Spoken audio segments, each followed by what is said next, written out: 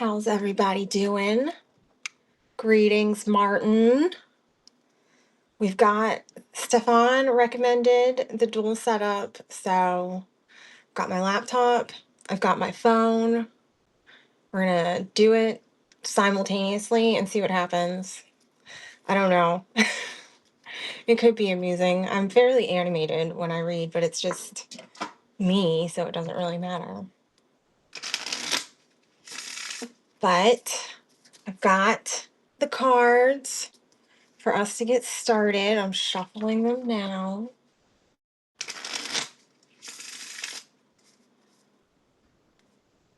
All right. So, Donna, you were first, and I feel like I have not seen you in Begrudging Book Club before. And we like to start with getting everybody their own begrudgingly grateful. Oh, I forgot. This one's backwards, but this one is not. Okay. So, here we go. Yeah. All right. So we have our begrudgingly grateful cards. This one is from the anti-stress deck, and it just helps everybody get their vibe for the night, for the day. Wendy's going to be in here eventually, I'm sure, and we'll see if she continues to escape the hydrate curse. Greetings, Holly. So, first up, Donna. Your card is Boundaries. Decline gracefully, like a falling chandelier. We gave this one to Sarah a couple weeks ago. It is my favorite. Well, not my favorite, but one of my favorites. I like it because it just gives you a little bit of a scene. Oh, and sometimes I forget to read the bottom says sparkle anyway. You can say no and shine. And then next up, we've got Zombie. Hi, Fiona. So Zombie. Ooh. Boundaries again. Say it twice if they flinch. Practice your echo. Have you gotten this one before? I feel like if you haven't, you've certainly been in a situation. I feel like I've heard that. Greetings, Sarah.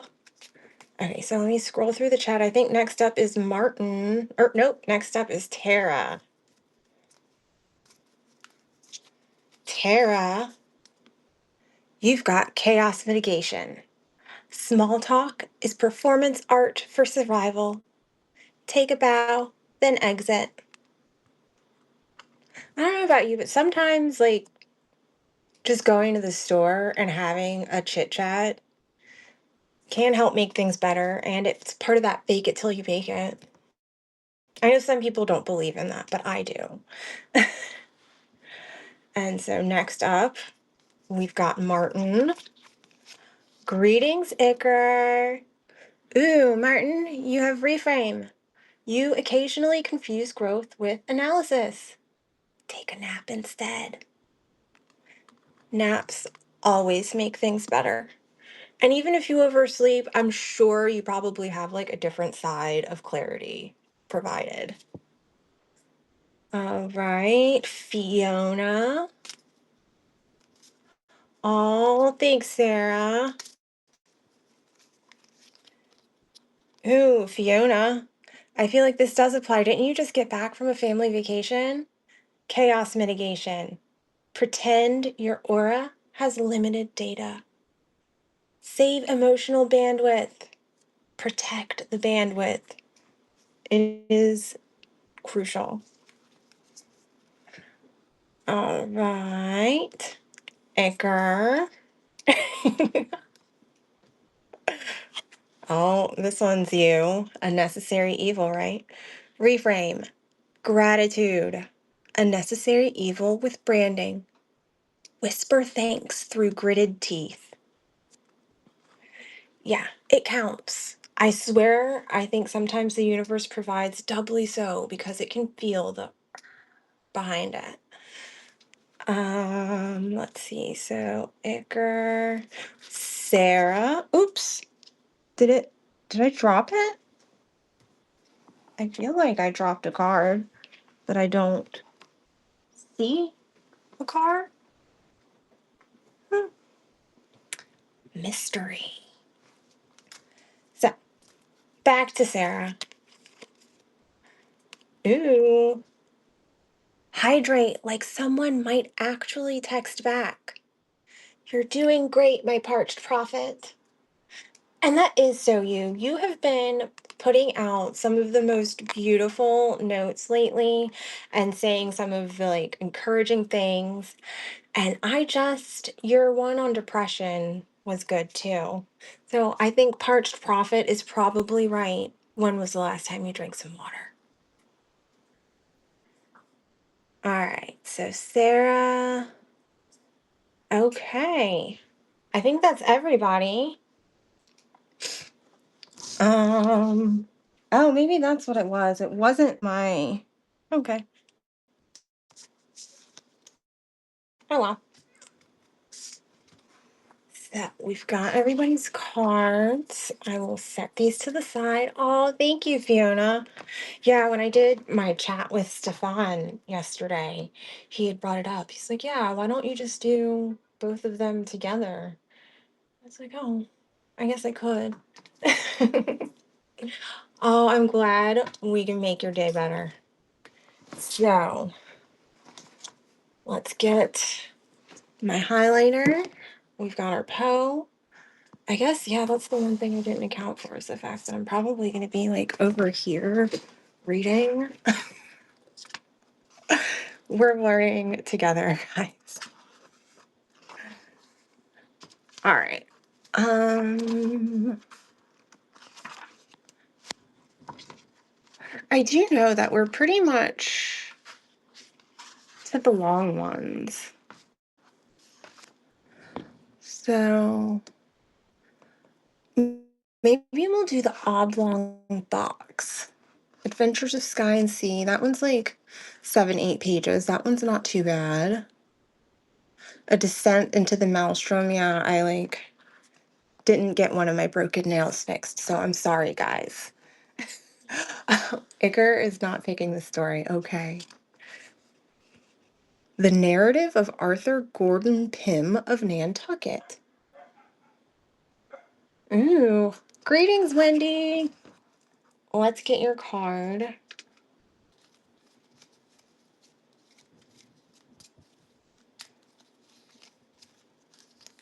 Oop.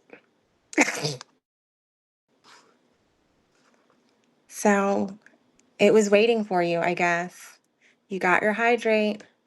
Water won't fix your life or make errands better, even, but keeps the meat suit shiny. Clink glass to spite. All right, yeah, so I guess that's what you get. You get to watch me be weird and animated as I do all of this. And vape, I guess. So, we, yeah, the universe is saying something for sure. All right, so Milana Tauta is 8 or 9 pages. You only drank coffee today, of course. Bernice.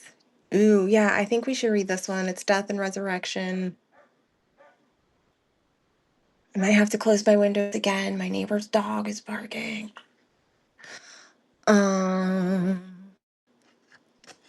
Tale of the Ragged Mountains. Oh, too bad Elias isn't here. We'll have to save that one for when Elias comes.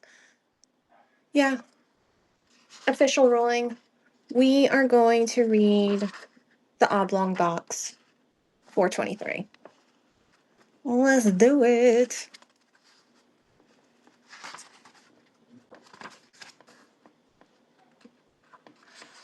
I don't know, Sarah.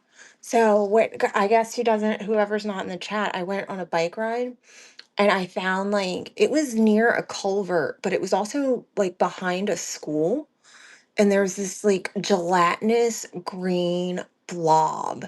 And maybe they're doing like a summer thing there. So maybe they like dumped a bucket. I don't know. It was gross and it was weird. And there were snails all over it. I don't know.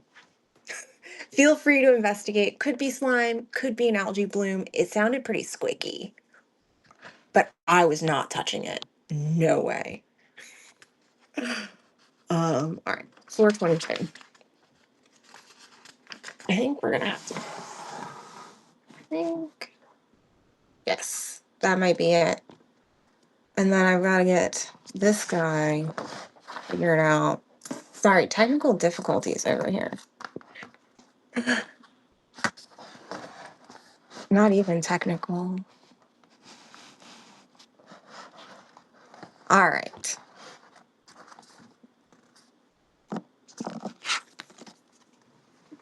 The oblong box. Yeah, see, I'm not. Okay. We're going to get this together, guys. It's has to be a disaster the first time, right? Some years ago, I engaged passage from Charleston, South Carolina to the city of New York in the funny. We were to sail. Oh, ship Independence, Captain Hardy. Fun, weird. We were set to sail on the 15th of the month, June, weather permitting. And so on the 14th, I think I know where I need to move my laptop.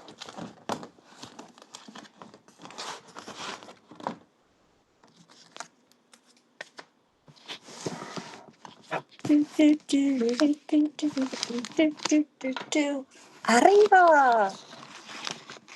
Okay. I think if I have that there. Look here, yes, we have a complicated situation going on here, guys. It's so professional.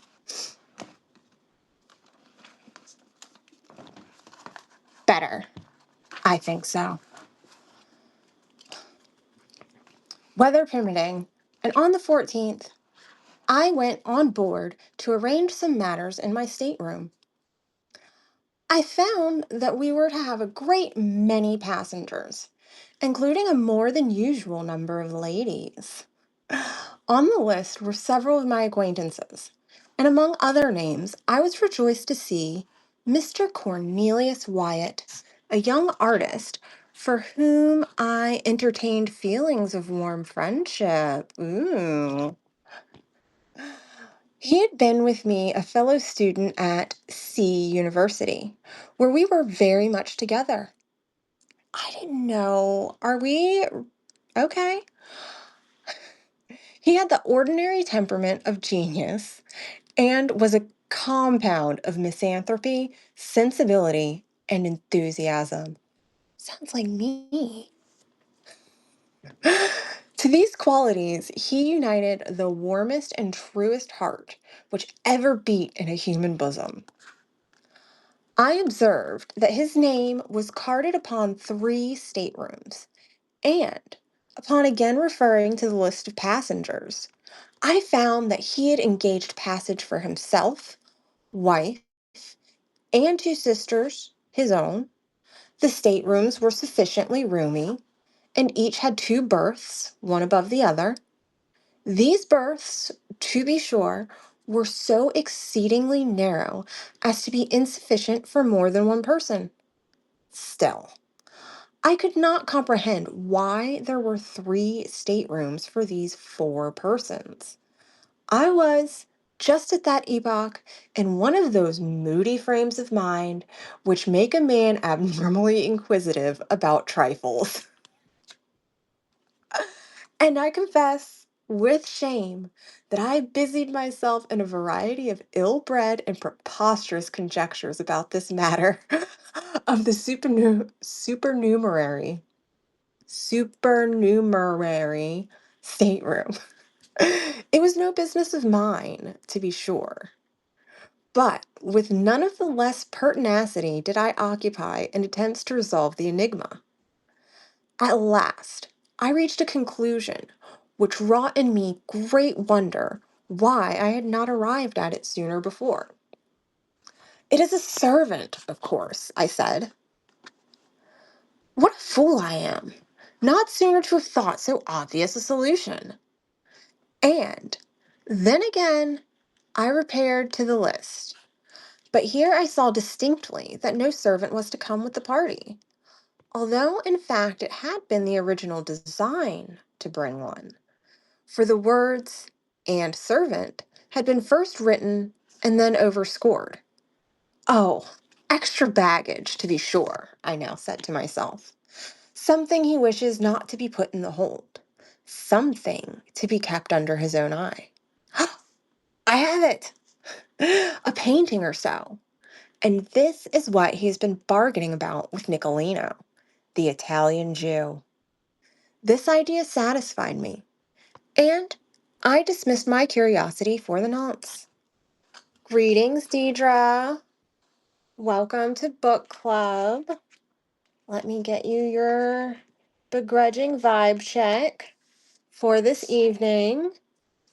Ooh, we are hitting boundaries a lot tonight, guys. Silence is a full sentence. Use punctuation as armor. And I know I've definitely given this one out before because I do, like, you can punctuate it with an exclamation point or a question mark. That's what an eyebrow is for. um, so back to the book. Ah, Wyatt's two sisters I knew very well, and most amiable and clever girls they were. His wife he had newly married, and I had never yet seen her. He had often talked about her in my presence. However, and in his usual sense of style of enthusiasm, he described her as of surpassing beauty, wit, and accomplishment. I was, therefore, quite anxious to make her acquaintance. On the day in which I visited the ship, the 14th, Wyatt and party were also to visit it.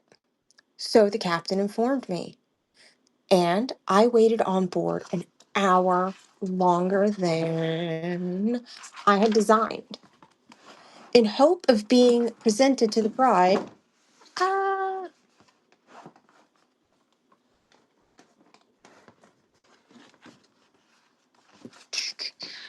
where is it? There we go. And in hope of being presented to the bride. But then an apology came. Mrs. W. was a little indisposed and would decline coming on board until tomorrow. What's the... Yeah, I feel like you can't read it if it's there. We're gonna get this sorted one of these days, guys. But I had to at least get it to go. Mm, my setup just doesn't want to be set up. Anyway, Mrs. W. was a little indisposed and would decline coming on board until tomorrow, at the hour of sailing. The morrow having arrived, I was going from my hotel to the wharf when Captain Hardy met me and said that, owing to the circumstances, a stupid but convenient phrase, he rather thought the Independence would not sail for a day or two, and that when all was ready, he would send up and let me know. This I thought was strange, for there was a stiff southerly breeze, but as the circumstances were not forthcoming, although I pumped for them with much perseverance, I had nothing to do but return home and digest my impatience at leisure. I did not receive the expected message from the captain for nearly a week. It came at length, however, and I immediately went on board. The ship was crowded with passengers, and everything it was in the bustle attendant upon making sail. Wyatt's party arrived in about 10 minutes after myself.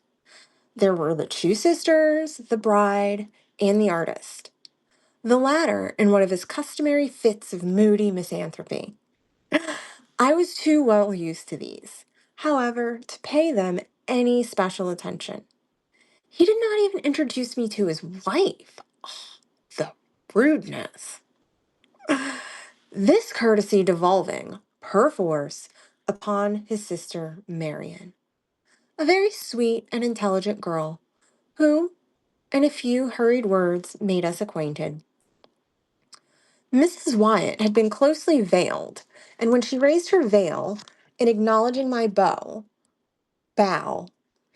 I confess that I was profoundly astonished.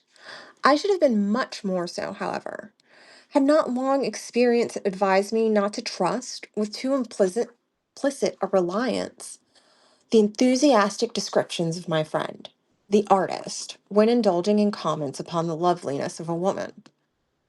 When beauty was the theme, I well knew with what facility he soared into the regions of the purely ideal. The truth is, I could not help regarding Mrs. Wyatt as a decidedly plain looking woman. If not positively ugly, she was not. I think very far from it. Mm. She was dressed, however, in exquisite taste. So she's a butterface, is what he's getting at. And then I had no doubt that she had captivated my friend's heart by the more enduring graces of the intellect. Okay, she's smart. She said very few words and passed at once into her stateroom with Mr. W. My old inquisitiveness now returned. There was no servant. That was a settled point. I looked, therefore, for the extra baggage. After some delay, a cart arrived at the wharf with an oblong pine box, which was everything that seemed to be expected. Immediately upon its arrival, we made sail. In a short time, we were safely over the bar and standing out to sea. The box in question was, as I say, oblong. It was about 6 feet in length by 2.5 feet. So this is coffin-sized box we're getting at here, right? I observed it attentively and like to be precise. Now, this shape was peculiar, and no sooner had I seen it than I took credit to myself for the accuracy of my guessing. I had reached the conclusion, it will be remembered, that the extra baggage of my friend, the artist, would prove to be pictures, or at least a picture. For I knew he had been several weeks in conference with Nicolino, and now here was a box which, from its shape, could possibly contain nothing in the world but a copy of Leonardo's Last Supper and a copy of this very Last Supper done by Rubini, the younger, at Florence. I had known for some time to be in the possession of Nicolino. Ooh, isn't that like a fancy term for, I don't know. I feel like there's some man on man love going on. No judgment, just saying I feel I'm getting these undertones. This point, therefore, I considered as, and of course, Brandon's not here. I forgot about that. This point, therefore, I considered as sufficiently settled. I chuckled excessively when I thought of my acumen. It was the first time I had ever known Wyatt to keep me from any of his artistical secrets. Ooh, artistical secrets. But here he evidently intended to steal a match upon me and smuggle a fine picture to New York under my very nose. Oh, that's why my camera keeps doing the thing. Maybe we can get that.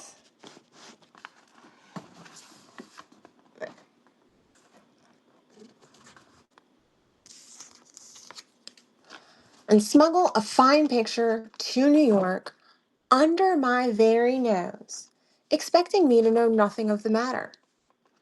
I resolved to quiz him well, now and hereafter. One thing, however, annoyed me not a little. The box did not go into the extra stateroom. It was deposited in Wyatt's own, and there too it remained, occupying the very nearly whole of the floor, no doubt to the exceeding discomfort of the artist and his wife. This, the more especially as the tar or paint with which it was lettered in sprawling capitals emitted a strong, disagreeable, and, to my fancy, a peculiarly disgusting odor. On the lid were painted the words, Mrs. Adelaide Curtis, Albany, New York, charge of Cornelius Wyatt, Esquire, this side up, to be handled with care.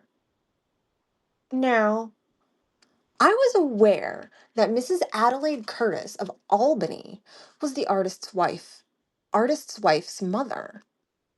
But then I looked upon the whole address as a mystification, intended especially for myself. I made up my mind, of course, that the box and contents would never get farther north than the studio of my misanthropic friend in Chambers Street, New York. For the first 3 or 4 days, we had fine weather, although the wind was dead ahead, having chopped round to the northward immediately upon our losing sight of the coast. The passengers were, consequently, in high spirits and disposed to be social. I must except, however, Wyatt and his sisters, who behaved stiffly, and I could not help thinking, uncourteously to the rest of the party. Wyatt's conduct I did not so much regard. He was gloomy, even beyond his usual habit. In fact, he was morose. But in him, I was prepared for eccentricity. Uh, For the sisters, however, I could make no excuse. They secluded themselves in their staterooms during the greater part of the passage and absolutely refused, although I repeatedly urged them, to hold communication with any person on board. Mrs. Wyatt herself was far more agreeable. That is to say, she was chatty. And to be chatty is no slight recommendation. At sea, she became excessively intimate with most of the ladies, and, to my profound astonishment, evinced no equivocal disposition to coquet with the men. She amused us all very much. I say amused, and scarcely know how to explain myself. The truth is, I soon found that Mrs. W. was far oftener laughed at than with. The gentlemen said little about her, but the ladies, in a little while, pronounced her a good-hearted thing, rather indifferent-looking, totally uneducated, and decidedly vulgar. Sounds like your kind of lady, Icker. The great wonder was how Wyatt had been entrapped into such a match. Only because of the vulgar part. I feel like some of that may have been. The great wonder was how Wyatt had been entrapped into such a match. Wealth was the general solution, but this I knew to be no solution at all. For Wyatt had told me that she had neither brought him a dollar nor had any expectations from any source whatever. He had married, he said, for love, and for love only, and his bride was far more than worthy of his love. When I thought of these expressions, on the part of my friend, I confess that I felt indescribably puzzled. Could it be possible that he was taking leave of of his senses? What else could I think? He's so refined, so intellectual, so fastidious, with so exquisite a perception of the faulty, and so keen an appreciation of the beautiful. To be sure, The lady seemed especially fond of him, particularly so in his absence, when she made herself ridiculous by frequent quotations of what has been said by her beloved husband, Mr. Wyatt.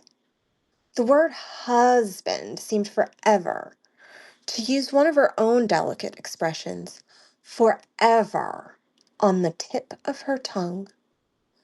In the meantime, it was observed by all on board that he avoided her in the most pointed manner, and for the most part shut himself up alone in his stateroom, where, in fact, he might have been said to live altogether, leaving his wife at full liberty to amuse herself as she thought best, in the public society of the main cabin.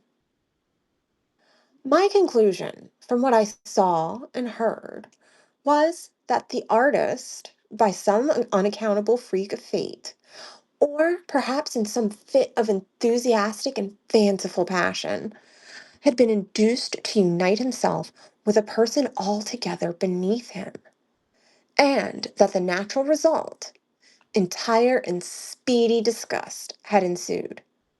I pitied him from the bottom of my heart, but could not, for that reason, quite forgive his incommunicativeness in the manner of the Last Supper. For this, I resolved to have my revenge.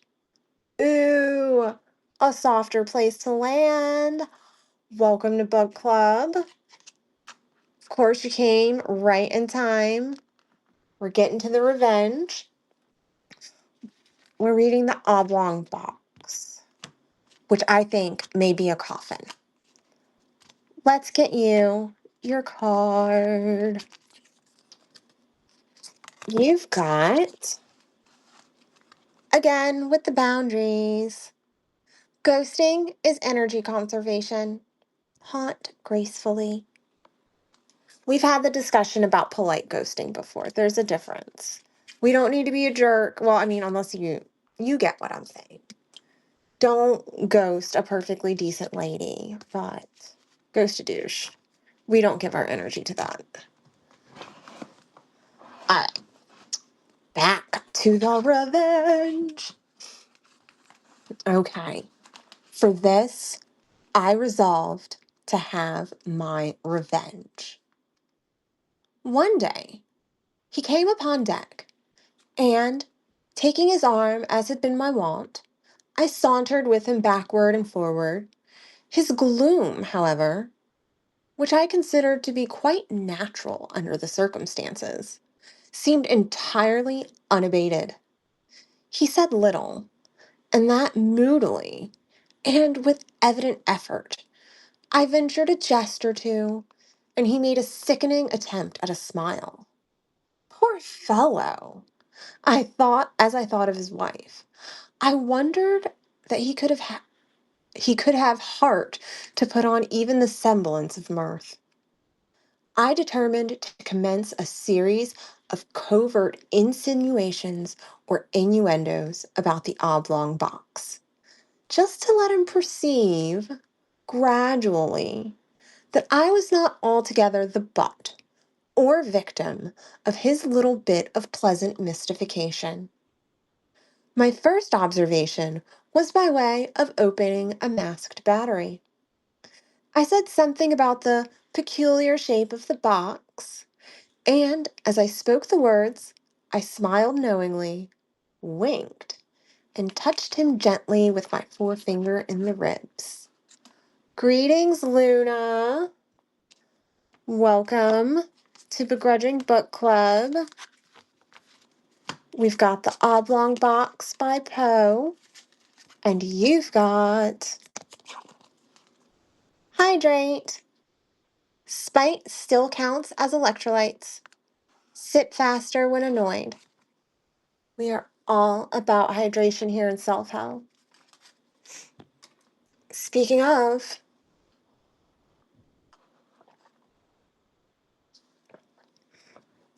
oh, I forgot, Fiona, you're here. I'm supposed to be doing like my ASMR gulping for you.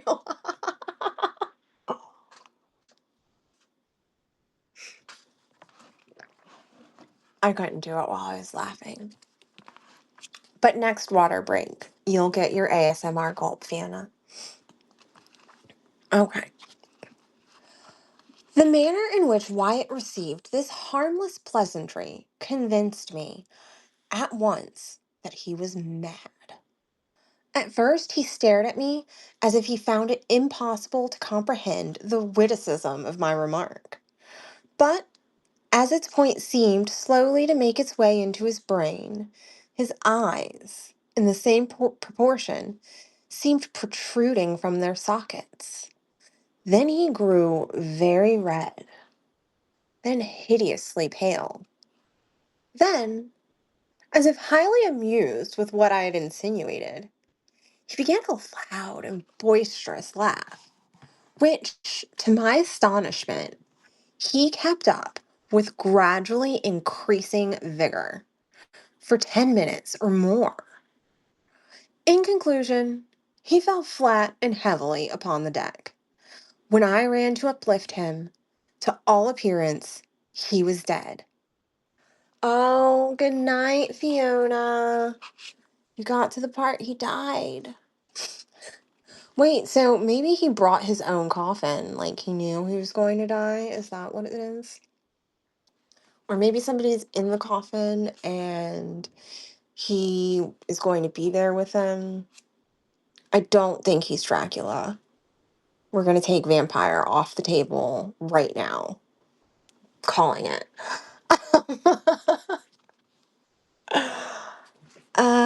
I called assistance, and with much difficulty, we brought him to himself. Oh, okay. Upon reviving, he spoke incoherently for some time. At length, we bled him and put him to bed. Oh, yeah, this is back when you're like, something's wrong? Bleed it out. You'll be all right. Okay. The next morning, he was quite recovered, so far as regarded his mere bodily health. Of his mind, I say nothing, of course. I avoided him during the rest of the passage, by advice of the captain, who seemed to coincide with me altogether in my views of his insanity, but cautioned me to say nothing on this head to any person on board. Several circumstances occurred immediately after this fit of Wyatt which contributed to heighten the curiosity which I was already possessed. Among other things, this. I had been nervous, drank too much strong Greek tea, and slept ill at night. In fact, for 2 nights, I could not be properly said to sleep at all. Now, my stateroom opened into the main cabin or dining room, and as did those single men on board, Wyatt's 3 rooms were in the after cabin, which was separated from the main one by a slight sliding door, never locked, even at night. As we were almost constantly on a wind, and the breeze was not a little stiff, the ship heeled to leeward very considerably, and whenever her starboard side was to leeward, the sliding door between the cabins slid open and so remained, nobody taking the trouble to get up and shut it. But my berth was in such a position that when my own stateroom door was open, as well as the sliding door in question, and my own door was always open on account of the heat, I could see into the after cabin quite distinctly, and just at that portion of it, too, where were situated in the staterooms of Mr. Wyatt. Well, during 2 nights, not consecutive, while I lay awake, oops, 2 nights not consecutive, while I lay awake, I clearly saw Mrs. W. about 11 o'clock upon each night steal cautiously from the stateroom of Mr. W. and enter the extra room, where she remained until daybreak, when she was called by her husband and went back. That they were virtually separated was clear. They had separate apartments, no doubt in contemplation of a more permanent divorce. And here, after all, I thought, was the mystery of the extra stateroom. There was another circumstance, too, which interested me much during the 2 wakeful nights in question, and immediately after the disappearance of Mrs. Wyatt into the extra stateroom. I was attracted by certain singular, cautious, subdued noises in that of her husband. After listening to them for some time, with thoughtful attention, I at length succeeded perfectly in translating their import. They were sounds occasioned by the artist in prying open the oblong box by means of a chisel and mallet, the latter being apparently muffled or deadened by some soft woolen or cotton substance in which its head was enveloped. In this manner, I fancied I could distinguish the precise moment which he fairly disengaged the lid, also that I could determine when he removed it altogether, and when he deposited it upon the lower berth in his room. This latter point I knew, for example, by certain slight taps in which the lid made striking against the wooden edges of the berth, as he endeavored to lay it down very gently, there being no room for it on the floor. After this, there was a dead stillness, and I heard nothing more. Upon either occasion until nearly daybreak, unless perhaps I may mention a low sobbing or murmuring sound, so very much supposed to be as nearly inaudible. If indeed the whole of this latter noise were not rather produced by my own imagination, I say it seemed to resemble sobbing or sighing. But, of course, it could not have been either. I rather think it was a ringing in my own ears. Hobbies, indulging in one's fit of artistic enthusiasm, he had he had opened his oblong box in order to feast his eyes on the potential pictorial treasure within. There was nothing in this, however, to make him sob. I repeat, therefore, that it must be simply a freak of my own fancy, distempered by good Captain Hardy's green tea. Just before dawn, on each of the 2 nights which I speak, I distinctly heard Mr. Wyatt replace the lid upon the oblong box, and force the nails into their old places by means of the muffled mallet. Having done this, he issued from his stateroom, fully dressed, and proceeded to call Mrs. W. from hers. We had been at sea 7 days, and were now off Cape Hatteras, when there came a tremendously heavy blow from the southwest. We were, in a measure, prepared for it. However, as weather had been holding out threats for some time, everything was made snug alow and aloft, and as the wind steadily fast freshened, we lay to, at length, under speaker and fore topsail, both double reefed. In this trim we rode safely enough for 48 hours, the ship proving to herself an excellent sea-boat in many respects, and shipping no water of any consequence. At the end of this period, however, the gale had freshened into a hurricane, and our after sail split into ribbons, bringing us so much in the tuff of the water that we shipped several prodigious seas, one immediately after the other. By this accident, we lost 3 men overboard with the caboose, and nearly the whole of the labored bulwarks. Scarcely had we removed our senses before the topsail went into shreds when we got up a storm. Sailing with this did pretty well for some hours, the ship heading the sea much more steadily than before. The gale still held on, however, and we saw no signs of it abating. The rigging was found to be ill-fitted and greatly strained, and on the third day of the blow, about 5 in the afternoon, our mizzen mast, in a heavy lurch to windward, went by the board. For an hour or more we tried in vain to get rid of it, on account of the prodigious rolling of the ship. And before we had succeeded, the carpenter came aft and announced 4 feet of water in the hold. To add to our dilemma, we found the pumps choked and nearly useless. All was now confusion and despair, but an effort was made to lighten the ship by throwing overboard as much of her cargo as could be reached, and by cutting away the 2 masts that remained. This we at last accomplished, but we were still unable to do anything at the pumps, and in the meantime, the leak gained on us very fast.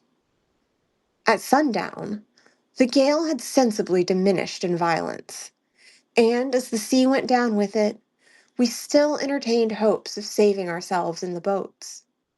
At 8 p.m., the clouds broke away to windward, and we had the advantage of a full moon, a piece of good fortune which served wonderfully to cheer our drooping spirits. After incredible labor, we succeeded, at length, in getting the longboat over the side without material accident. And into this we crowded the whole of the crew and most of the passengers. This party made off immediately, and after undergoing much suffering, finally arrived in safety at Ocracoke Inlet on the 3rd day after the wreck. 14 passengers, with the captain, remained on board, resolving to trust their fortunes to the jolly boat at the stern. We lowered it without difficulty, although it was only by a miracle we prevented it from swamping as it touched the water. It contained, when afloat, the captain and his wife, Mr. Wyatt and a party, a Mexican officer, wife, 4 children, and myself with a Negro valet. We had no room, of course, for anything except a few positively necessary instruments, some provisions, and the clothes upon our backs. No one had thought of even attempting to save anything more. What must have been the astonishment of all, then, when having been preceded by a few fathoms of the ship, Mr. Wyatt stood up in the stern sheets and coolly demanded of Captain Hardy that the boat should be put back for the purpose of taking in his oblong box. "Sit down, Mr. Wyatt," replied the captain, somewhat sternly. "You will capsize us if you do not sit quite still. Our gunwale is almost in the water now." "The box!" vociferated Mr. Wyatt, still standing. "The box, I say! Captain Hardy, you will not refuse me. Its weight will be but a trifle. It is nothing, mere nothing. By the mother who bore you, for the love of heaven, by your hope of salvation, I implore you to put back for the box." The captain, for a moment, seemed touched by the earnest appeal of the artist, but he regained his stern composure and merely said, "Mr. Wyatt, you are mad. I cannot listen to you. Sit down, I say, or you will swamp the boat. Stay. Hold him. Seize him. He is about to spring overboard. There, I knew it. He's over. As the captain said this, Mr. Wyatt, in fact, sprang from the boat and, as we were yet in the lee of the wreck, succeeded, by almost superhuman exertion, in getting hold of a rope which hung from the forechains. In another moment, he was on board and rushing frantically down into the cabin.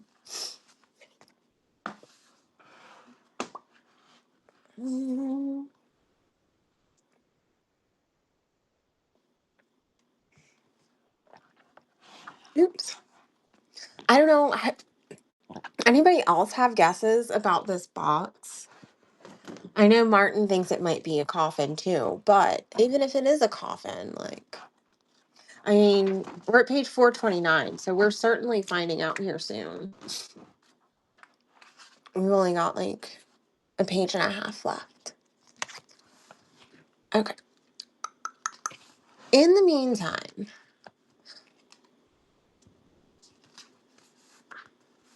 we don't know what's in the box, Iker. That's what I'm saying. In the meantime, we had been swept astern of the ship, and being quite out of her lee, we were at the mercy of the tremendous sea which was still running. We made a determined effort to put back, but our little boat was like a feather in the breath of the tempest. We saw at a glance that the doom of the unfortunate artist was sealed. As our distance from the wreck rapidly increased, the madman, for as such only could dint the strength of that appeared gigantic, he dragged bodily the oblong box. While we gazed in the extremity of astonishment, he passed rapidly several turns of a 3-inch rope, first around the box and then around his body. In another instant, both body and the box were in the sea, disappearing suddenly and at once, forever. We lingered a while, sadly upon our oars, with our eyes riveted upon the spot. At length, we pulled away.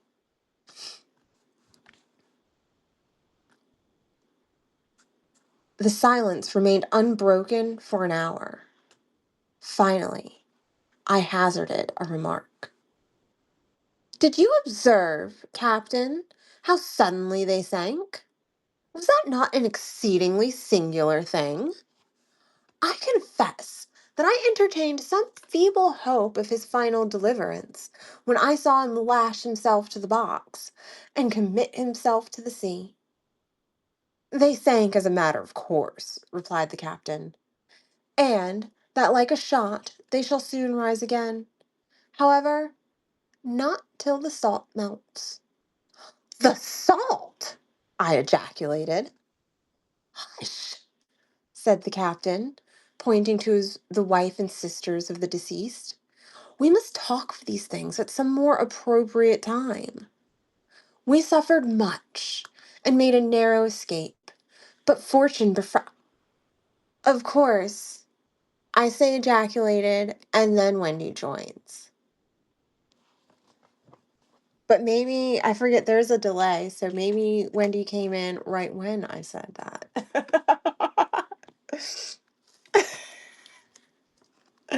Oh, Tara.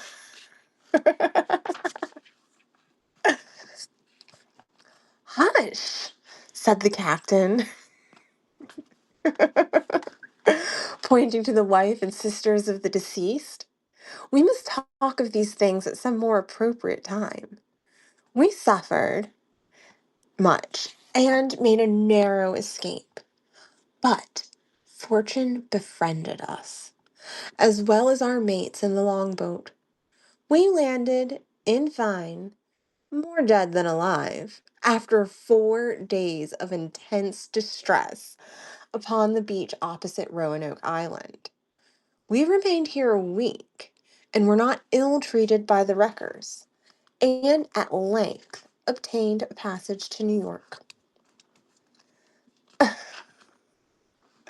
About a month after the loss of the Independence, I happened to meet Captain Hardy in Broadway. Our conversation turned, naturally, upon the disaster and especially upon the sad fate of poor Wyatt. You can't hear anything or see anything. Is that me? Or is it you? Wendy's not a ghost. Well, I'm going to let you guys in the chat take care of her because I feel like I have not been experiencing any difficulties outside of, my background and camera angles. About a month after the loss of the Independence, I happened to meet Captain Hardy in Broadway. Our conversation turned, naturally, upon the disaster, and especially upon the sad fate of poor Wyatt. I thus learned the following particulars. The artist had engaged passage for himself, wife, two sisters, and a servant. His wife was indeed, as she had been represented, a most lovely and most accomplished woman. On the morning of the 14th of June, the day in which I first visited the ship, the lady suddenly sickened and died. The young husband was frantic with grief, but circumstances imperatively forbade the deferring voyage to New York. It was necessary to take her mother the corpse of his adored wife. Oh, ungrateful teenagers. No fun. I'm sorry, Wendy. To New York. And on the other hand, the universal prejudice with which would prevent doing so openly was known. 9/10 of passengers would have abandoned the ship rather than take passage with a dead body. How about you guys? Would you be cool with spooks, magooks, heeb jeebs? But wait a second. If she's dead, well, this is the story. Or maybe this is my brain damage showing because did I not just hear that this is a coffin for a dead lady that was definitely seen alive on the boat? Okay.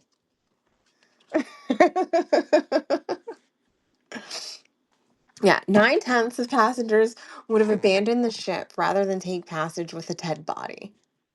In this dilemma, Captain Hardy arranged that the corpse, being first partially embalmed and packed with a large quantity of salt in a box of suitable dimensions, should be conveyed on the board as merchandise.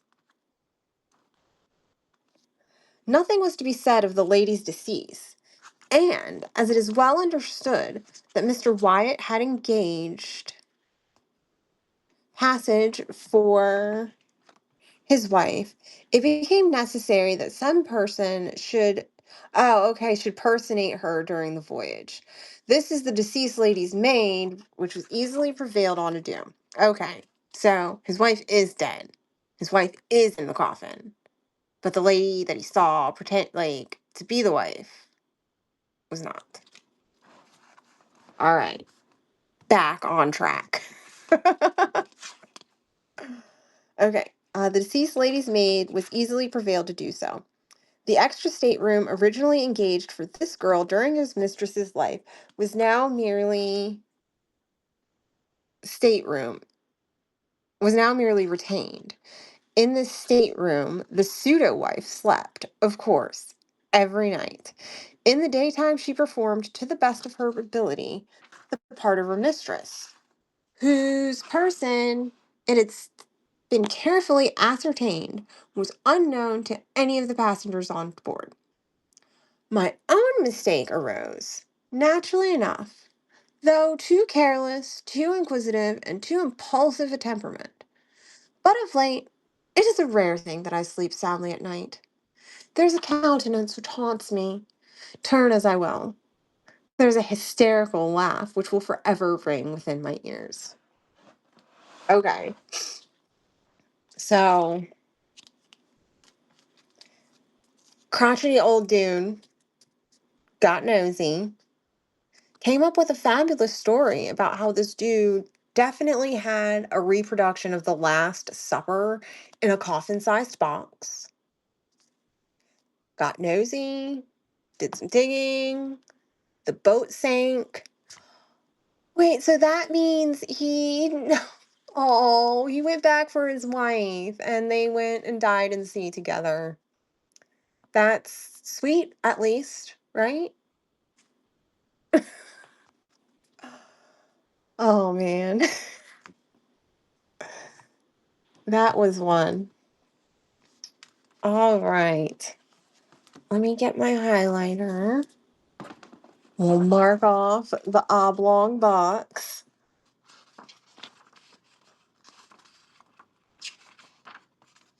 Poe's version of Romeo and Juliet. Yeah, I guess that could be.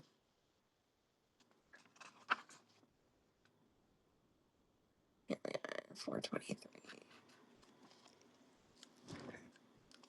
Maybe he was making sure she was dead and he died. Poetic justice. All right.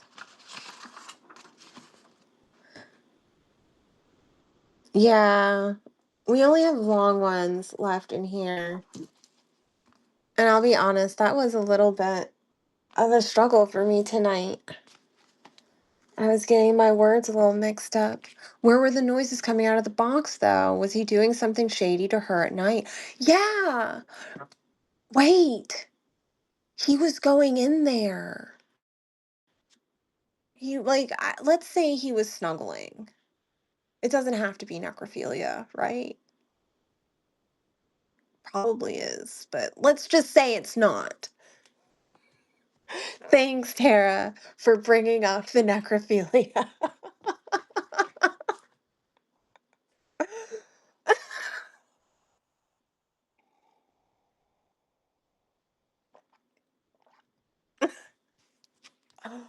All right. Let's see what I've got that's shorter.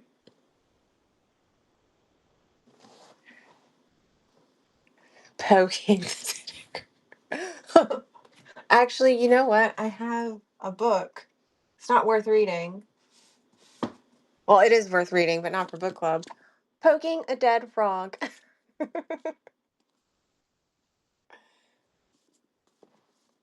It's a conversation with comedy writers. Because,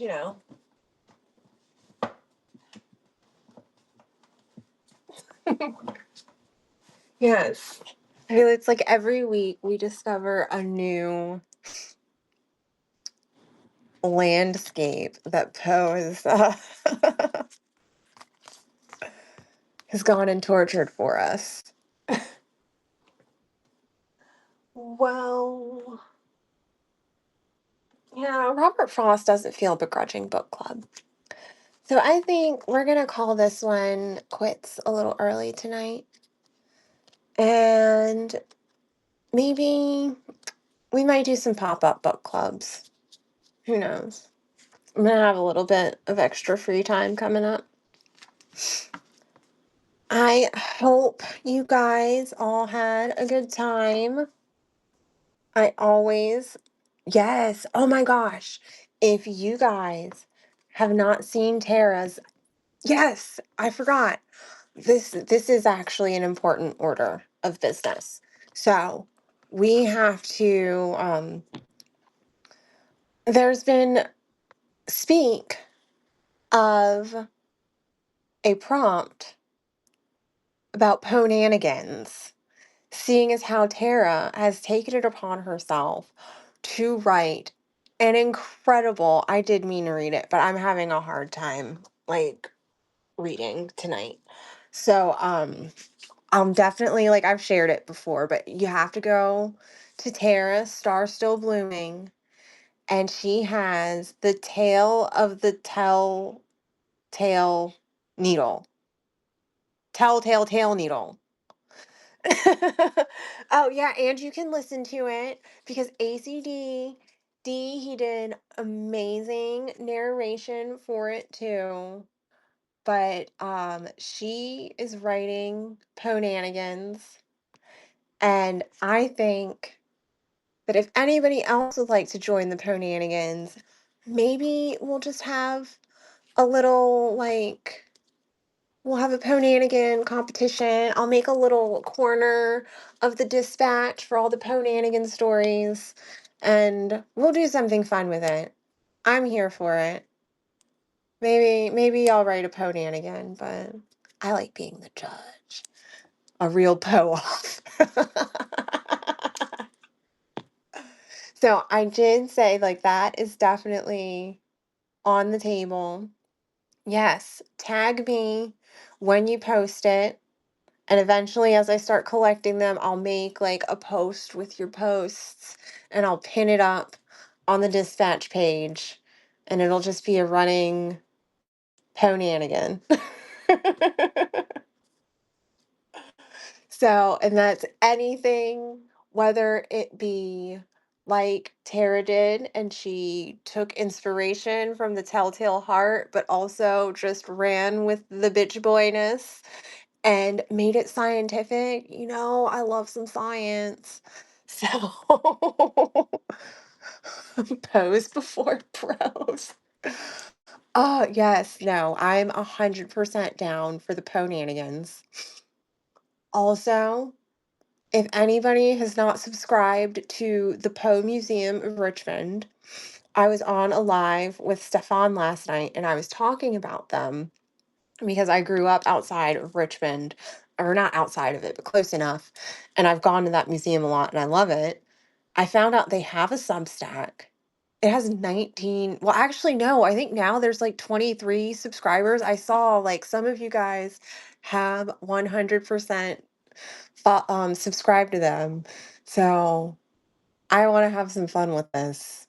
Who knows? I'm actually going to be going down to Virginia here soon. So maybe I'll go to the Poe Museum again and we'll do something. Sit in front of the building and read Poe for book club. Or we'll do our own Poe toast. We'll go to his grave and I'll just drink the bourbon and read.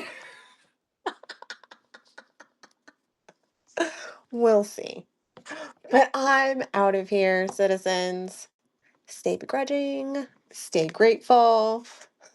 Yes, I might make a bitch boy t-shirt and I'll put that up on the bazaar. And the emotional support potato, I have some plans. So we might have some Poe gear coming up in the bazaar for everybody. We'll see. But have a good night. Until next time. Okay, so I have to do two of these. So there's the first one. Boom. Oh, wait, I need to take a screenshot of everybody who's in here so I can remember. Up, up. There we go. Now we're done, Zoe.